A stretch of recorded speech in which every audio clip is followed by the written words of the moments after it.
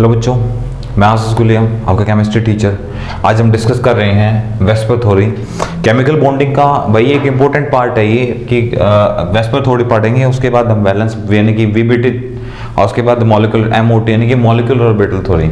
ये तीन चीज़ें हमें डिस्कस करनी होती हैं और तीन थ्योरीज के बेस पे, अलग अलग स्ट्रक्चर्स के बेस पे हम एलिमेंट का या कंपाउंड्स का हम नेचर डिस्कस करते हैं। बेसिकली क्या होता है कि जैसे एस ब्लॉक और पी ब्लॉक के एलिमेंट को हम डिस्कस कर लेते हैं वैलेंसेस के भी वहाँ पे हमें ऑक्सीडेशन की जरूरत ही नहीं पड़ती। जब पर्टिकुलरली कुछ ग्रुप को हम स्टडी करते हैं पी ब्लॉक वालों को, तो वहाँ पे हमें वेरिएबल ऑक्सीडेशन स्टेट की जरूरत पड़ती है जब उनको स्ट्रक्चर डिस्कस किया जाता है।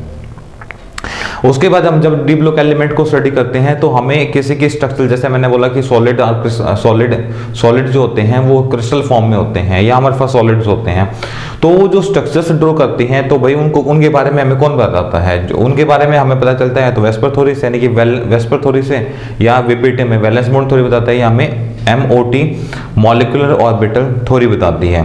तो सबसे पहले जो हम स्टार्ट कर रहे हैं वो वेस्पर थ्योरी को स्टार्ट कर रहे हैं। तो इसका फर्स्ट पॉइंट आपको क्या कहता है? The shape of the molecules, जो मॉलिक्यूल के शेप होते हैं, determine the repulsion between the two of the electron pair present in the valence shell. ठीक है, ये कह रहा है कि द शेप ऑफ मॉलिक्यूल, कि मॉलिक्यूल का जो शेप होगा वो डिपेंड करेगा, भाई डिटरमाइन करेगा रिपल्शन बिटवीन इलेक्ट्रॉन, भाई इलेक्ट्रॉन के रिपल्शन पे डिपेंड करता है। ठीक है, जो इलेक्ट्रॉन पेयर होते हैं present in the valence shell. ठीक है, अब जो वैलेंस सेल आप जो पता करते हो, ठीक है, सेकंड पॉइंट हमारा क्या कहता है कि lone pair repulsion will be high compare to lone pair and bond pair. ठीक है, and repulsion will be low compare to bond pair and bond pair, यानी कि लोन पेयर में रिपल्शन सबसे ज्यादा रहता है, लोन पेयर और बॉन्ड पेयर में रिपल्शन कम रहता है कंपेयर टू लोन पेयर, और बॉन्ड पेयर में रिपल्शन सबसे कम होता है compare to lone pair and bond pair. देखो भाई कैसे। अब मैंने सबसे फर्स्ट पॉइंट के बारे में मैं आपसे डिस्कस कर रहा हूं यहाँ पे। ठीक है, फर्स्ट पॉइंट मुझे क्या कह रहा है कि भाई रिपल्शन यानी कि जो शेप होगा, जो साइज होगा, वो डिपेंड करेगा किस पे? वो डिपेंड करेगा रिपल्शन बिटवीन किसके बीच में? All the electrons pair present in the valence shell, कि भाई वैलेंस सेल में जितने ज्यादा इलेक्ट्रॉन्स है, जितने कम इलेक्ट्रॉन्स होंगे ना, उन पे जो रिपल्शन है वो क्या करेगा? बहुत मैटर करेगा। मतलब इसके अंदर रिपल्शन ज्यादा है या इसके अंदर रिपल्शन कम है, वो हमें कौन बताएगा? वो हमें बताएगा कि वैलेंस कितने इलेक्ट्रॉन है। फॉर एग्जाम्पल हम बात कर रहे हैं कि हमें भाई चाहिए स्ट्रक्चर वाटर की, H2O, तो वाटर के पास अनपेयर नंबर ऑफ इलेक्ट्रॉन कितने हो गए भाई? 6। ठीक है, ये हमारे पास ऑक्सीजन है 1 2 3 4 5 और 6। ठीक है, अब ये क्या बनाएंगे भाई? बॉन्ड बनाएंगे। तो मान लो एक बॉन्ड इसने बना लिया यहाँ पे हाइड्रोजन के साथ और दूसरा बॉन्ड बना लिया इसने यहाँ पे हाइड्रोजन के साथ। अब इसके पास अनपेयर नंबर ऑफ इलेक्ट्रॉन, देखो जिन्होंने बॉन्ड बना लिया वो तो सेड वाले हो गए। अब जिन्होंने बॉन्ड नहीं बनाया, ठीक है, अब जिन्होंने बॉन्ड नहीं बनाया वो आपके पास क्या आ गए? वैलेंस। ठीक है, और जो टोटल नंबर ऑफ इलेक्ट्रॉन थे जो लास्ट वाले साल में, वो अनपेयर नंबर ऑफ इलेक्ट्रॉन। ठीक है, मतलब ऑक्सीजन के बारे में मैं डिस्क्राइब करूं तो 2 और 6। ठीक है, अब ये 6 इलेक्ट्रॉन हैं, ये अनपेयर हैं। ठीक है, 6 में से क्या किया? जब इसने रिएक्ट किया वाटर के साथ, यानी कि रिएक्ट विद वाटर, जब इसने वाटर के साथ रिएक्ट किया ना, यानी कि जब इसने हाइड्रोजन फॉर्मेशन की, या सीधा लिख लो रिएक्ट विद हाइड्रोजन, वाटर बाद में बनाएंगे, चलो रिएक्ट किया इसने हाइड्रोजन के साथ। जब इसने हाइड्रोजन के साथ रिएक्ट किया तो यहाँ पे हमें एक चीज समझने लायक थी कि यहाँ पे जो इलेक्ट्रॉन शेयर हुए वो कितने हुए? 2। अनपेयर कितने बच गए? यहाँ पे 4। टोटल अनपेयर पहले कितने थे? 6। अब इन 4, ये 4 जो बच गए ना, अब इनकी भाई ऊपर क्या होगी? रिपल्शन। ठीक है, अब ये अनपेयर नंबर ऑफ इलेक्ट्रॉन में रिपल्शन स्टार्ट हो जाएगी। ठीक है, इसको बोलते हैं लोन पेयर और इसको बोलते हैं लोन पेयर। ये बनाते हैं अनपेयर नंबर ऑफ इलेक्ट्रॉन। जहां पे डबल बॉन्ड होता है वहां पे जो ओवरलैपिंग की जाती है, जो ट्रिपल बॉन्ड होता है वो सेंट्रल एटम पे डिपेंड करता है। ओवरलैप करते हैं जब एक दूसरे को, तो वो लोन पेयर और लोन पेयर भी कर सकते हैं, जैसे बॉन्ड पेयर करते हैं। ये जो बना है इसको बोलते हैं बॉन्ड पेयर। ये आपके पास क्या है? Bond pair. ठीक है, और ये आपके पास क्या है? Lone pair. ठीक है, मोस्टली क्या होता है कि लोन पेयर बॉन्ड बनाता है, lone pair attach with loan pair and bond pair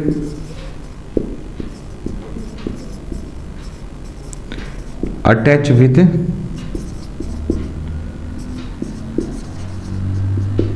bond pair. मतलब कि ऐसा नहीं है भाई कि लोन पेयर बॉन्ड पेयर के साथ मतलब एक केमिकल फॉर्मेशन में बॉन्ड बनाएगा ही नहीं। यदि उनको बॉन्ड बनाने की जरूरत होगी तो लोन पेयर के साथ बॉन्ड बनाएगा और बॉन्ड पेयर के साथ बॉन्ड बनाएगा। इस बात का विशेष ध्यान रखेंगे। अब जब मैंने यहाँ पे लिखा कि भाई लोन पेयर और लोन पेयर, तो मतलब वाले ये वाला लोन पेयर और ये वाला लोन पेयर, तो यहाँ पे जो रिपल्शन होगा वो सबसे ज्यादा होगा। ठीक है, फिर मैंने बोला लोन पेयर और उसके बाद क्या बोला मैंने, बॉन्ड पेयर, यानी कि लोन पेयर और बॉन्ड पेयर। तो ये तो मेरा हो गया लोन पेयर और ये मेरे पास क्या हो गया, बॉन्ड पेयर। तो मतलब इनके बीच का रिपल्शन यहां वाला, ठीक है। और फिर मैंने लास्ट में क्या बोला आपको, बॉन्ड पेयर और बॉन्ड पेयर। तो भाई ये वाला बॉन्ड और ये वाले बॉन्ड का बीच का रिपल्शन, अब देखो इसमें 2 इलेक्ट्रॉन प्रेजेंट हैं और इसमें 2 इलेक्ट्रॉन प्रेजेंट हैं। तो ये क्या कर रहा है, ये वाला लोन पेयर इसको इस तरफ फोर्स लगाएगा और ये वाला इसको क्या करेगा, इसको फोर्स लगाएगा। इन दोनों के फोर्स लगाने से क्या होगा, अब इनके बीच में रिपल्शन क्या होगा, कम होगा। फोर्स यहां से भी लग रहा है, ये वाला इसको ऊपर की तरफ धकेल रहा है, ये वाला इसको नीचे की तरफ धकेल रहा है। तो जिसमें एनर्जी ज्यादा होगी वो एक दूसरे क्या कर लेंगे, फोर्स लगा देंगे।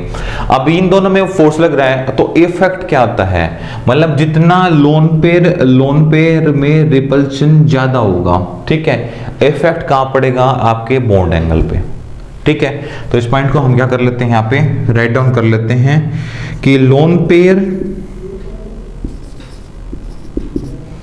and lone pair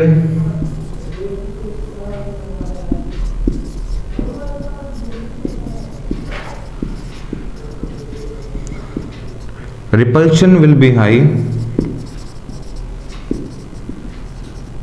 जैसे रिपल्शन हाई होगा देन बॉन्ड एंगल, ये वाला जो एंगल होगा इसको हम बॉन्ड एंगल बोलेंगे। ठीक है, bond angle will be decrease. ठीक है, और जैसे जैसे रिपल्शन लेस होगा घटेगा, ठीक है, तो बॉन्ड एंगल वैसे वैसे क्या कर जाएगा, increase. Repulsion will be decrease, repulsion जैसे जैसे डिक्रीज करेगा then bond angle will be increase। Bond angle उसी तरीके से क्या कर जाएगा भाई, अपने आप को इंक्रीज करना स्टार्ट कर देगा। अच्छा, जितना रिपल्शन हाई होगा स्टेबिलिटी उतनी ही क्या होगी, कम। यानी कि स्टेबिलिटी मतलब क्या है कि उतने कम टाइम तक ये स्टेबल रहेगा, उस स्टेट में एग्जिस्ट करेगा। और जैसे जैसे स्टेबिलिटी इसकी घटती जाएगी, तो यानी कि रिपल्शन आप घटाना स्टार्ट करोगे तो इसकी स्टेबिलिटी क्या हो जाएगी, ऑटोमेटिकली बढ़ना स्टार्ट कर देगी। मतलब इसको लॉन्ग टर्म तक इस स्टेट में स्टेबल किया जा सकता है। ठीक है, हम इसको रिमाइंडर पॉइंट बना के याद कर लेंगे। क्या लिखेंगे, रिपल्शन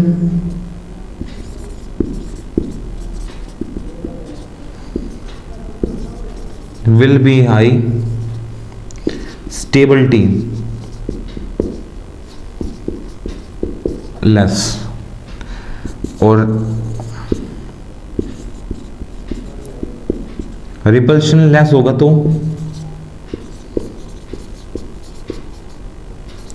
स्टेबिलिटी वहां पे क्या हो जाएगी, हाई हो जाएगी।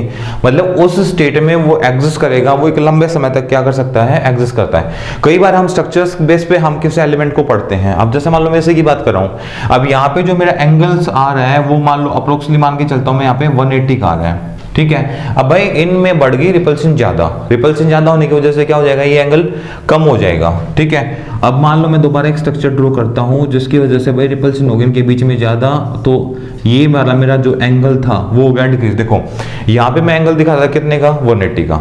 यहाँ पे जो मेरा एंगल आ रहा है वो 180 का तो नहीं आ रहा, ठीक है, ये तो 104 के या 100 समथिंग के या 96 के एंगल के अप्रोक्स एंगल आ रहा है यहाँ पे। तो ये एंगल डिक्रीज कर गया यहाँ पे, और यहाँ पे तो एंगल 180 का दिखाया था मैंने वोटर का, अब यहाँ पे एंगल मैं दिखा रहा हूँ 96 के 98 के अराउंडिंग। तो ये एंगल डिक्रीज किया, क्यों किया ये एंगल डिक्रीज? तो ये एंगल डिक्रीज हुआ भाई, इनके बीच में रिपल्शन बढ़ा, इनके बीच में रिपल्शन बढ़ा, तो इनके बीच में रिपल्शन क्या था, कम। तो हाई रिपल्शन ने क्या कर दिया, अपनी एनर्जी को ट्रांसफर कर दिया लो की तरफ। इफेक्ट क्या हुआ कि बॉन्ड एंगल डिक्रीज कर गया। अब बॉन्ड एंगल डिक्रीज, जितना बॉन्ड एंगल यहाँ पे क्या करेगा, डिक्रीज करेगा, तो इनके बीच में रिपल्शन क्या हो जाएगा, घट जाएगा। तो ये इस फॉर्म में आगे क्या हो जाएगा, स्टेबल हो जाएगा। इस कंडीशन पे क्या था, बॉन्ड एंगल तो ज्यादा था, तो ये एक दूसरे के क्या होंगे, ज्यादा क्लोज होंगे। ये एक दूसरे क्या होंगे, ज्यादा क्लोज आना स्टार्ट कर देंगे। फिर किस तरफ आना स्टार्ट कर देंगे, ये एक दूसरे के बिल्कुल पास में, इस तरीके से। एक ये यहाँ आ जाएगा और ये वाला क्या करेगा फिर, मतलब ये वाला क्या होगा, ये वाला इसके पास होगा, तो इनमें रिपल्शन क्या हो जाएगा, बहुत ज्यादा बढ़ जाएगा। और रिपल्शन बढ़ने की वजह से क्या होगा, इफेक्ट किस पे आएगा, बॉन्ड एंगल पे। तो बॉन्ड एंगल क्या हो जाएगा मेरा, डिक्रीज।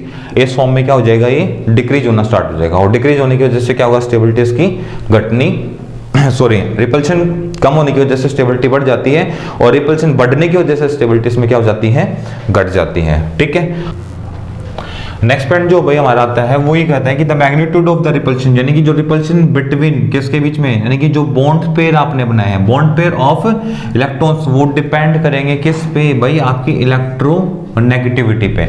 ये इलेक्ट्रोनेगेटिविटी पे कैसे इफेक्ट डालते हैं, एक बार देखिए भाई, कि मान लो भाई मेरे पास दो स्ट्रक्चर्स हैं, मैं उन दोनों को एक दूसरे के साथ कंपेयर करना चाह रहा हूं। कंपेयर, जैसे मैंने एक स्ट्रक्चर बनाया यहाँ पे NF3 और एक स्ट्रक्चर बनाया मैंने यहाँ पे NH3।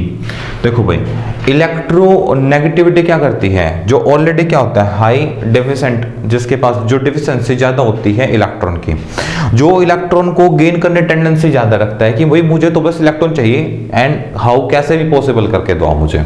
ठीक है, अब ये रहा मेरे पास नाइट्रोजन और ये रहा मेरे पास नाइट्रोजन, इन दोनों के स्ट्रक्चर को मैं डिस्कस करता हूं। तो भाई तीन आपके पास यहाँ पे तीन यहाँ पे क्या होंगे, फ्लोरीन जुड़ेंगे, 1 2 और 3। ये यहाँ पे क्या होंगे, हाइड्रोजन जुड़ेंगे, 1 हाइड्रोजन 2 हाइड्रोजन और 3 हाइड्रोजन। ये आपके पास एक स्ट्रक्चर यहाँ पे ड्रॉ होगी ट्रायंगुलर फॉर्म में। ठीक है, अब सबसे बड़ी बात हमारे पास जो निकल के आ रही है, वो निकल के आ रही है इन दोनों स्ट्रक्चर में डिफरेंस क्या है, तो कोई डिफरेंस नहीं है, बट हाइड्रोजन के कंपेयर में फ्लोरीन के पास जो रिएक्टिविटी है ना, वो क्या है, वो ज्यादा है, क्योंकि फ्लोरीन 118 एलिमेंट्स में सबसे बड़ा हाई इलेक्ट्रोनेगेटिव एलिमेंट है। ठीक है, और इस हाई इलेक्ट्रोनेगेटिव एलिमेंट को हमें क्या करना है, इसी को हमें जज करना है। ठीक है, जिससे क्या पता चलेगा कि जो सेंट्रल एटम, जो ये सेंट्रल एटम कौन था, दोनों के पास सेंट्रल एटम क्या है, सेम है। अब इसमें क्या हो रहा है कि जब हम देखेंगे तो यहां से इलेक्ट्रॉन विड्रॉइंग करके यहां जा रहे हैं, यहां से इलेक्ट्रॉन यहां जा रहे हैं। उस केस में मैं देखता हूं तो इलेक्ट्रॉन्स वहां से यहां आ रहे हैं, यहां से इलेक्ट्रॉन यहां जा रहे हैं, यहां से इलेक्ट्रॉन यहां जा रहे हैं। भाई ऐसा होने का रीजन क्या था, ठीक है, क्योंकि देखो किसी भी रिएक्शन में जब एक केमिकल रिएक्शन पार्टिसिपेट करता है तो उसमें कितने इलेक्ट्रॉन शेयर करेंगे, कितने इलेक्ट्रॉन एक दूसरे को ट्रांसफर किए जाएंगे। हमेशा आप एक ही बात देखते हो कि आयनिक कंपाउंड में मेटल ही अपने इलेक्ट्रॉनों को ट्रांसफर करता है, सोडियम मतलब इलेक्ट्रोनेगेटिव की तरह, चाहे उसमें कोई भी हो, जैसे फ्लोरीन, क्लोरीन, ब्रोमीन, आयोडीन, कोई भी उसमें से हो सकता है। वहां पे सोचने वाली बात है कि ऐसा क्यों होता है कि वही इलेक्ट्रॉन को विड्रॉइंग करते हैं। ठीक है, तो यहां पे मैं आपको थोड़ा सा जस्टिफाई करना चाहूंगा कि जैसे मैं फ्लोरीन की बात करूं, फ्लोरीन के आउटरमोस्ट एलिमेंट 2 and 5, जो ये 5 इलेक्ट्रॉन इसके पास प्रेजेंट है, ऑक्टेट कंप्लीट करने के लिए आपको 3 इलेक्ट्रॉन, सॉरी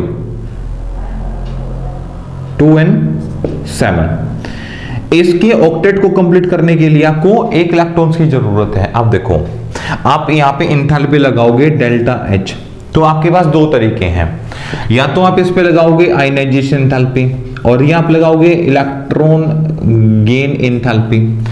भाई मुझे एंथैल्पी लगानी है, चाहे वो आयनाइजेशन लगे चाहे इलेक्ट्रॉन गेन एंथैल्पी लगे।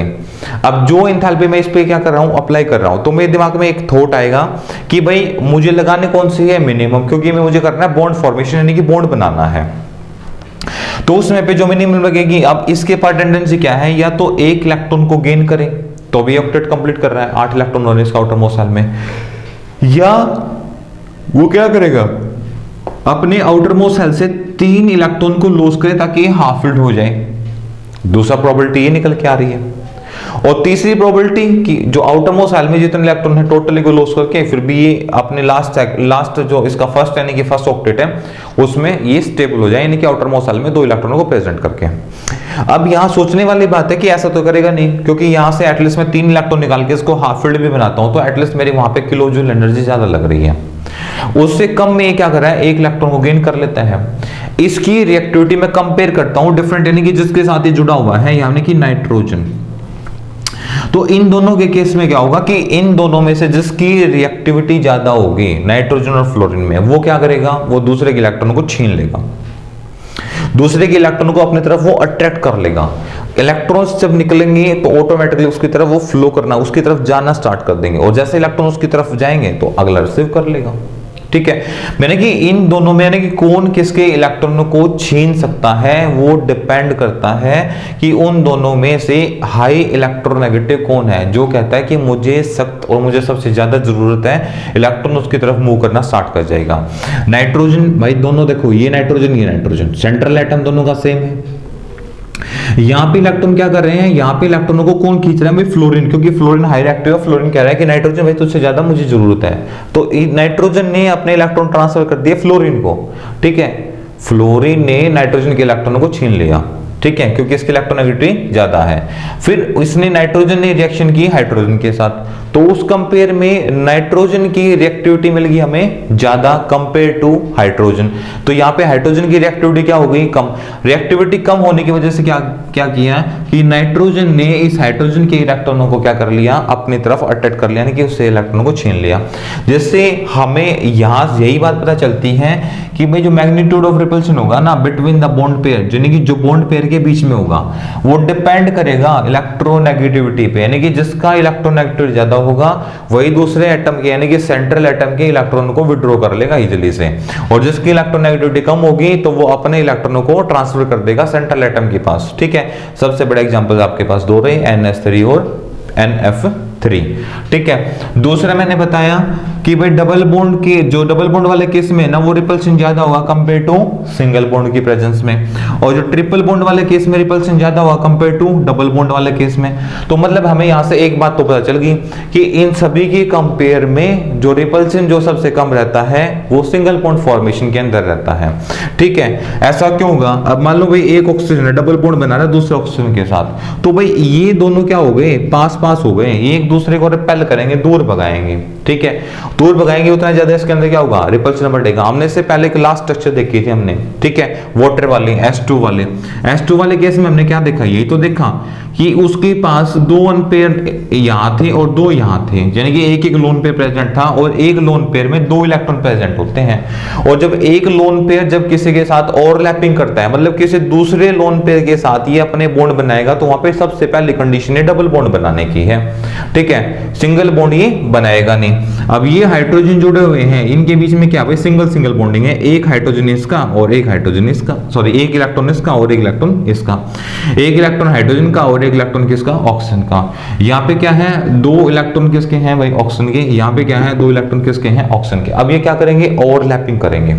ओवरलैप क्या करेगा, अब जैसे ये वाले लोन पेयर जब ओवरलैप करेंगे तो इनको कैसा चाहिए, इनको डबल बॉन्ड फॉर्मेशन चाहिए, मतलब अगले वाला भी वैसा हो कि अगले वाले कोई जिसके साथ भी रिएक्ट करेंगे तो अगले वाला क्या होना चाहिए, अनपेयर होना चाहिए एक तरफ से, और दूसरा क्या होना चाहिए भाई, लोन पेयर फॉर्म में ही होना चाहिए, मतलब लोन पेयर बॉन्डिंग करेगा लोन पेयर के साथ। ठीक है, फॉर एग्जांपल मान लो कोई दूसरा मेरे पास वाटर आता है, ठीक है, और मुझे फॉर एग्जांपल उससे मुझे ये रहा एक ऑक्सीजन आ गया मेरे पास, ये इसके साथ ओवरलैप करना चाह रहा है, तो ये जैसे ये वाला इसके पास आएगा तो ये वाला पास आएगा, तो इसको ऐसे ओवरलैप करेगा। ठीक है, तो उसमें क्या होंगे, इस वाले के ऑलरेडी इलेक्ट्रॉन यहाँ प्रेजेंट होंगे और इस वाले के ये वाले यहाँ प्रेजेंट होंगे, जो कि यहाँ आ जाएंगे, और यहाँ आने के बाद वो क्या करेंगे, ऐसे बॉन्डिंग बनाना वो स्टार्ट कर देंगे, इसको बोलते हैं ओवरलैपिंग। ठीक है, और ये फिर क्या करेंगे, एक ओवरलैपिंग शो करेंगे। ठीक है। और यहाँ पे जो बॉन्डिंग बनेगी वो यहाँ पे डबल बॉन्डिंग होगी, जिसको आप पाई के नाम से भी जानते हो, पाई बॉन्ड के नाम से, ठीक है। तो इसको बोलते हैं ओवरलैप। तो ये एक ही कंडीशन में कर सकता है, ये तो ऐसा नहीं कि आपने बॉन्ड बना दिया बॉन्ड के साथ ऐसा कर लेगा, तो वो पॉसिबिलिटीज नहीं है। इसलिए इससे सेकंड पॉइंट था, उसमें हमने यही चीज को डिस्कस किया था कि भाई लोन पेयर में रिपल्शन रहता है ज्यादा compare to lone pair and bond pair compare to this. इसकी इस जगह के कंपेयर में यहां पे रिपल्शन होगा ज्यादा, और इसके कंपेयर में यहां पे और यहां पे रिपल्शन क्या होगा, सेम। और सबसे कम जो रिपल्शन होगा वो होगा यहां पे, ठीक है। इस बात का आप क्या रखेंगे, ध्यान रखेंगे। और कुछ स्ट्रक्चर्स हैं वो मैं आपसे क्या कर रहा हूं यहाँ पे डिस्कस करने वाला हूं, ठीक है भाई। करते हैं अपनी क्लास को कंटिन्यू आगे हम, ठीक है। कुछ ऑर्बिटल्स एग्जांपल्स के लिए मैं आप लोगों को बता रहा हूं, जैसे BCl2 है, BF3 है, CH4, ammonia, water, FeOPCl5, NH3। ये जो जनरल स्ट्रक्चर्स आप यहाँ पे क्या करेंगे, स्टडी करेंगे, बना के देखेंगे फॉर द प्रैक्टिस के लिए। अब उसमें जैसे मैंने क्या बताया कि भाई शेप कैसे शेप बनेगी, ठीक है, यानी कि जिसके पास जिसने बॉन्डेड अपने कितने बना रखे और 2 बॉन्ड बना रखे होंगे, ठीक है। जैसे यहाँ पे आप स्ट्रक्चर देखोगे तो ये 2 बॉन्ड बनेंगे, ठीक है। 4 एग्जांपल्स मैं आपसे डिस्कस भी कर लेता हूँ, ठीक है। बेरिलियम के पास अनपेयर नंबर ऑफ इलेक्ट्रॉन कितने मिलेंगे यहाँ पे 2। एक क्लोरीन यहां जुड़ जाएगा और एक क्लोरीन यहां जुड़ जाएगा। भाई ये एंगल्स इस तरफ बनने का रीजन क्या है, क्यों बने ऐसे एंगल्स, देखो भाई हमारे सराउंडिंग ये मेरे पास भी हो गया, इसके सराउंडिंग एंगल बन रहा है 360 डिग्री का। ये तो आप लोगों को पता चल रहा होगा कि 360 एंगल बन रहा है। अब ये 360 का एंगल आपको क्या डिस्कस कर रहा है, ये 360 का एंगल आपको बता रहा है कि भाई आपके पास 2 बॉन्ड बनाने हैं। अब मान लो मैंने ये 2 बॉन्ड यहां बना दिए क्लोरीन और क्लोरीन के बीच के, ठीक है भाई। अब इसमें क्या होगा कि यहां पे रिपल्शन बढ़ गया, हमें अभी पता चला था कि जितने यानी कि डबल बॉन्ड में रिपल्शन क्या होता है ज्यादा, और ट्रिपल बॉन्ड में रिपल्शन क्या होता है और ज्यादा, क्योंकि उसमें नंबर ऑफ इलेक्ट्रॉन होते हैं ना वो बिल्कुल पास पास आ जाते हैं, ठीक है। तो हमारा जो फोकस रहेगा वो क्या रहेगा कि भाई रिपल्शन मैक्सिमम डिस्टेंस पे हो, ताकि एक दूसरे का वो डिस्टर्ब ना कर पाए। तो उसमें क्या होगा, अब यहां पे रिपल्शन हो गया लेस और यहां पे रिपल्शन हो गया ज्यादा, तो क्या करेंगे वो एक दूसरे को रिपेल करेंगे, दूर भगाएंगे। तो दूर किस कदर तक भगाएंगे भाई, ये इस कदर तक भगाएंगे कि जहां पे दोनों तरफ repulsion that will be same, मतलब इस तरफ भी रिपल्शन सेम हो जाए और इस तरफ भी रिपल्शन सेम हो जाए। तो भाई 360 का एंगल बनता है, मैंने 2 से इसको डिवाइड कर दिया, यानी कि 2 इक्वल हिस्सों में इसको डिवाइड कर दिया, तो मेरे पास आता है 180। तो यहां पे जो ये एंगल आप देख पा रहे होगे शायद आई थिंक सो 180 का बन रहा होगा, ठीक है। तो ये जो 180 एंगल आपको क्या बता रहा है, ये बता रहा है कि भाई इस तरीके की जो स्ट्रक्चर जितनी भी स्ट्रक्चर्स बनेंगी ना उनको हम कैसे स्ट्रक्चर बोलेंगे, हम उनको लीनियर स्ट्रक्चर बोलेंगे, ठीक है। इसके अंदर नंबर ऑफ बॉन्ड पेयर कितने बन रहे हैं यहाँ पे 2, यानी कि 2 बॉन्ड बन रहे हैं, एक क्लोरीन का उस तरफ एक क्लोरीन का इस तरफ, ठीक है। और यहाँ पे बॉन्ड एंगल कितने का आ रहा है 180 का आ रहा है। लोन पेयर यहाँ पे कोई भाई किसी भी तरह का कोई लोन पेयर एंगल नहीं है। फिर मैंने बात की यहाँ पे BF3, अभी मैंने NH3 की स्ट्रक्चर बना के बताई थी मैंने आप लोगों को अमोनिया। अब वही इसके सराउंडिंग एंगल कितना बना है 360 का। हमें क्या ध्यान रखना है, देखो 3 एंगल कहीं बना लो, एक एंगल ये बना दिया मैंने हाइड्रोजन का, ये बना दिया हाइड्रोजन, एक मैंने बना दिया ये। अब इनके बीच में देखो ये एंगल तो हो गया कितने का 180 का, और ये वाला एंगल कितने का 90 डिग्री का, ठीक है। तो अब क्या हो गया, ऊपर रिपल्शन कम हो गया और यहां रिपल्शन क्या हो गया ज्यादा हो गया। मुझे क्या करना है भाई, रिपल्शन सेम होना चाहिए, रिपल्शन ज्यादा नहीं होना चाहिए, क्योंकि रिपल्शन ज्यादा होगा मेरा कंपाउंड अनस्टेबल हो जाएगा और मुझे कंपाउंड को स्टेबल सबसे ज्यादा करना है, ठीक है। तो 360 को हम एक एवरेज हम डिवाइड करते हैं 3 से, तो हमारे पास एक एंगल निकल के आता है 120, ठीक है। तो जो अमोनिया की हमारे पास जो रियल स्ट्रक्चर डेवलप होगी वो ऐसे हो जाएगी, ये रहा नाइट्रोजन, ये हाइड्रोजन, ये हाइड्रोजन और ये हाइड्रोजन, ठीक है। और यहाँ पे आपके पास जो एंगल बनेगा वो अप्रोक्सीमेटली 120 का आ जाएगा, 120 डिग्री का।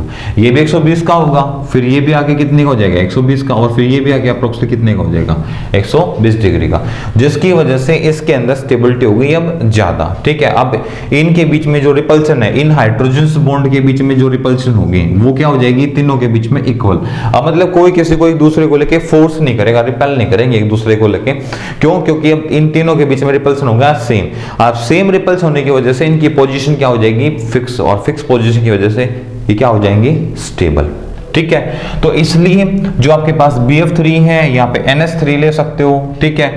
अब यहाँ पे हमने सिर्फ बात कर रहे हैं किसकी, बॉन्ड्स की, यानी कि लोन पेयर यहाँ पे हम डिस्कस नहीं कर रहे हैं, ठीक है। तो भाई 3 बॉन्ड बनाता है, 3 बॉन्ड बनाएगा तो आपके पास जो स्ट्रक्चर बनेगी वो प्लेन एंड आपके पास ट्रायंगुलर बनेगी, जिसके अंदर कोई भी लोन पेयर प्रेजेंट नहीं होगा। और नंबर ऑफ बॉन्ड कितने होंगे आपके पास, 3 बॉन्ड बने होंगे। तो एंगल जो अप्रोक्सिमेटली निकल के आएगा वो 120 का अप्रोक्सिमेटली एंगल निकल के आएगा। ये रहा आपका एंगल 120 डिग्री, ठीक है। और यहाँ पे हमारा जो एंगल आ रहा है 120, एक एग्जांपल मैंने ये डिस्कस कर दिया, एक एग्जांपल मैंने यहाँ पे डिस्कस कर दिया। अब से नाइट्रोजन के लोन पेयर की बात करोगे तो उसके पास 2 इलेक्ट्रॉन लोन पेयर वाले और रहते हैं, पर जब नाइट्रोजन की आप फिजिकल प्रॉपर्टी पढ़ेंगे तो ये पी सेल यानी कि NH5 में यानी कि 5 बॉन्ड बनाते हैं, स्टेबल नहीं है तो एग्जिस्ट होता है, तो इसी में इसी फॉर्म में होता है, ठीक है। फिर भाई CH4 मीथेन, अब इसके बारे में तो आपको बताने की आई थिंक जरूरत नहीं है, ठीक है। ये रहा कार्बन और 4 बॉन्ड बना देगा CH4 क्योंकि रिपल्सन सबसे एंगल और मोस्टली एंगल है वो इस कंडीशन पे जाके हो सकता है। NH3 जो मैंने अभी डिस्कस किया था ये रहा 3 बॉन्ड बनाता है, पर इसके पास एक लोन पेयर होता है। मैंने यहाँ पे सिर्फ आपके पास जो डिस्कस किया था वो अब से पहले वो सिर्फ ओनली बॉन्ड पेयर पे डिस्कस किया था, लोन पेयर बेस पे मैंने इसको डिस्कस नहीं किया था। हालांकि ये एलिमेंट जो 15 ग्रुप का एलिमेंट है इनके सभी के पास एक लोन पेयर प्रेजेंट होता है, ठीक है। फिर वाटर की स्ट्रक्चर ऑलरेडी हम कई बार डिस्कस कर चुके हैं। वाटर में क्या होगा, वाटर के पास बेंट से बनेगी और इसके पास 2 लोन पेयर होते हैं, ठीक है। जब बात करेंगे ऑक्सीजन की तो ऑक्सीजन के पास क्या होगा, 2 4 और 2 6 इलेक्ट्रॉन होंगे। एक इसके साथ हाइड्रोजन जुड़ जाएगा और एक इसके साथ हाइड्रोजन जुड़ जाएगा, तो एक लोन पेयर यहाँ प्रेजेंट होगा और एक लोन पेयर यहाँ प्रेजेंट होगा। और एक एक लोन पेयर के अंदर क्या होंगे, 2 इलेक्ट्रॉन्स क्या होते हैं, प्रेजेंट होते हैं, ठीक है। तो अब इसने क्या बनाया भाई, 2 ये बॉन्ड बना सकता है और 2 ही क्या करेगा, ये लोन पेयर बनाएगा। उसी प्रकार भाई आपके पास नेक्स्ट स्ट्रक्चर आती है, फिर आपके पास NF3 फिर P सल्फाइड, इस तरीके से स्ट्रक्चर बनाएंगे। जैसे बेंट हो गया, पैरामिडल हो गया, ट्रायंगुलर बाय पैरामिडल हो गया, ठीक है, टी शेप हो गया, लीनियर। फिर आपके पास दूसरा एग्जांपल आता है लीनियर स्ट्रक्चर का, ये रहा, ठीक है, XE6 FE6। इसमें क्या होगा कि जब कोवलेंट बॉन्ड फॉर्मेशन हो रहा होगा तो इसके अंदर जो सभी 6 बॉन्ड बनेंगे, 6 के अंदर क्या होगा कि जिनकी स्ट्रक्चर्स बनेगी वो 2D शेप में बनेगी, 3D फॉर्म में पॉसिबल्स नहीं है। तो उसके हिसाब से इसकी जो स्ट्रक्चर होगी वो लीनियर फॉर्म में आ जाएगी, लास्ट ऑक्टाहेड्रल है और स्क्वायर वाली स्ट्रक्चर होंगे।